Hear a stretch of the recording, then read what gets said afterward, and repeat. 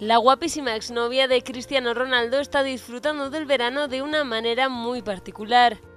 Y es que parece que el amor le sienta bien a Irina, pues está pasando las vacaciones como cuando era una niña. Entre evento y evento, la modelo aprovecha para lucir su espectacular cuerpo y pegarse un chapuzón de cuando en cuando.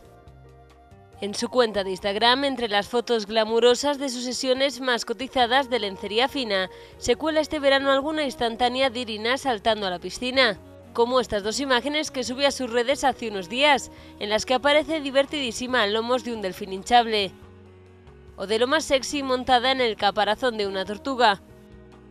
Desde enero, que rompió su relación con el futbolista del Real Madrid, la modelo, que parecía vivir a su sombra, no ha parado. De hecho, pronto abrió su corazón de nuevo y ahora comparte una relación con el actor Bradley Cooper.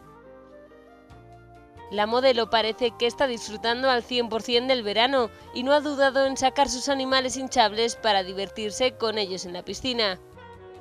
Sin duda, Irina está en uno de sus mejores momentos.